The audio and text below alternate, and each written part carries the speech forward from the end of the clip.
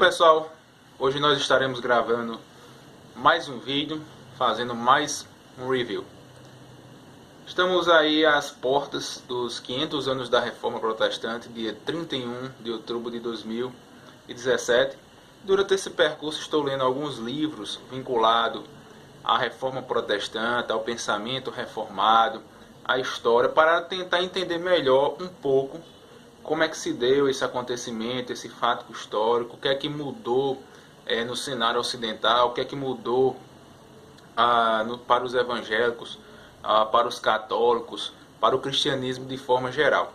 E sendo assim, um livreto que nos dá um panorama geral da relação entre católicos e evangélicos e quais são os obstáculos que impossibilitam essa unidade, é justamente este livreto do Michael Horton, Evangélicos, Católicos e o Obstáculo à Unidade, ou melhor dizendo, e os obstáculos à unidade. Esta versão aqui, publicada pela Edições Vida Nova, neste corrente ano de 2017, ele foi traduzido da versão em inglês de 1999. Neste livreto, o Michael Horton ele vai desenvolver as suas ideias basicamente em 6 capítulos. É um livro pequeno, porém importantíssimo, de 64 páginas. E eu falarei rapidamente de alguns capítulos. O primeiro capítulo ele vai mostrar, ele vai trazer a seguinte indagação: por que ainda estamos divididos? E aí ele vai desenvolver ao longo deste livreto quais são os obstáculos que causam ou que fazem com que essa divisão elas ainda permaneçam. No capítulo 2, ele traz a seguinte indagação: os evangélicos são católicos? E aí ele responde, claro que sim, os evangélicos eles são católicos. A diferença é que nós evangélicos nós somos católicos no sentido original da palavra, no sentido universal, Nós cremos nas verdades universais da palavra de Deus, que foram defendidos em alguns concílios, com alguns pais da igreja. Nós não nos separamos dessa linha teológica pautada na palavra de Deus, e isso nos torna também católicos. A diferença é justamente a que ele traz no terceiro capítulo, quando ele diz o seguinte: os católicos são evangélicos?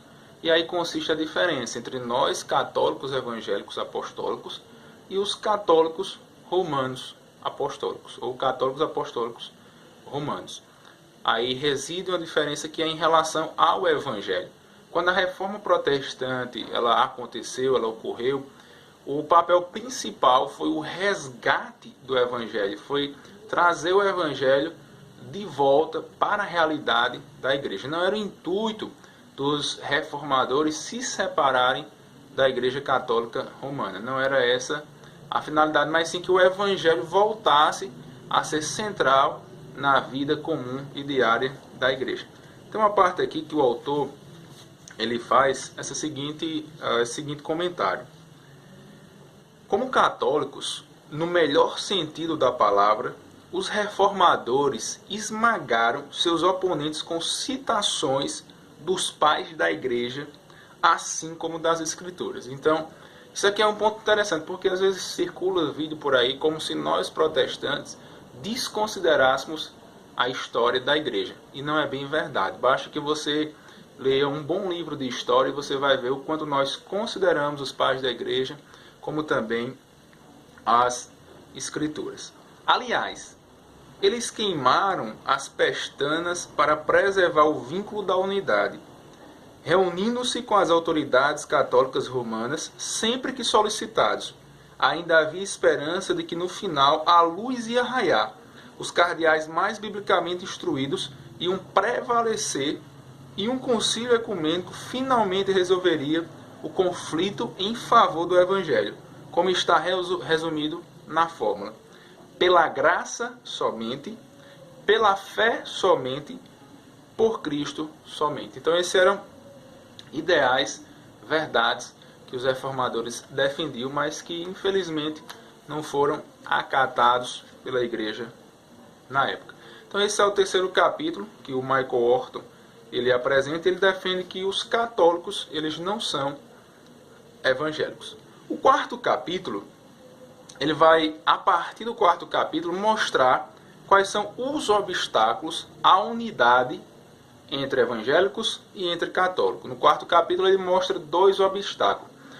Quais são esses obstáculos? É o obstáculo do princípio formal e do princípio material. Esses 2 princípios, né, ele é levantado por vários autores, e um diz respeito ao Evangelho e o outro diz respeito à Escritura. O princípio formal está vinculado à Escritura.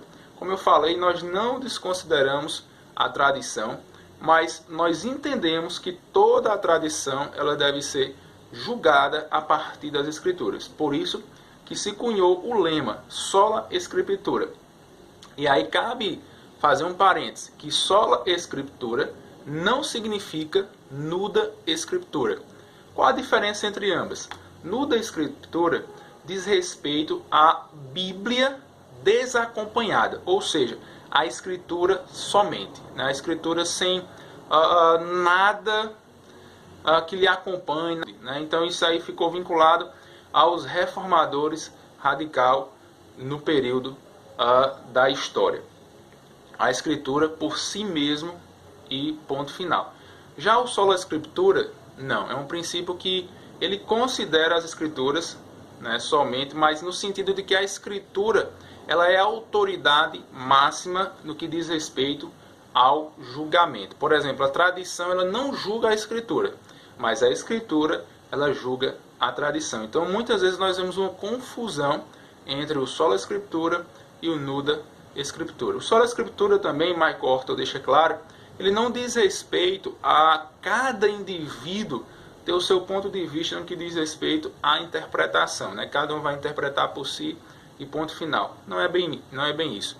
Em outros vídeos nós estaremos falando um pouco, né, melhor sobre esse tema, Sola Scriptura, sobre a questão da formação da Bíblia, pois é um tema que muito me interessa. Então esse é o primeiro obstáculo da relação entre a Igreja Católica e os evangélicos. O segundo obstáculo é o que ele vai chamar de princípio material, que é o Evangelho, né, que é somente a graça, né, somente a fé, sola fide. Então, o Evangelho ele causa um obstáculo, ele causa uma dificuldade na união entre evangélicos e católicos.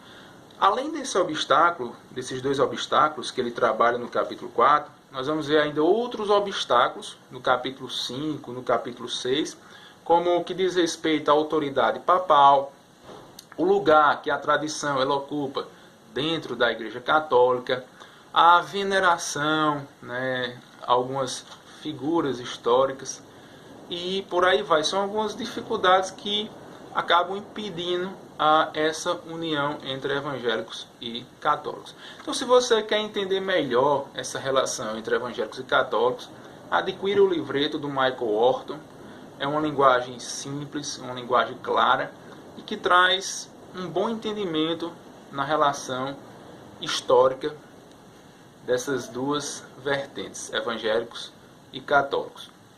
Então, se você gostou do vídeo, não deixe de dar sua curtida, de fazer seu comentário, pois isso é muito importante para que nós possamos estar fazendo vídeos melhores, estar trazendo temas que de alguma maneira elucide, de que de alguma maneira torne mais clara alguns temas vinculados à teologia, vinculados às questões práticas da vida.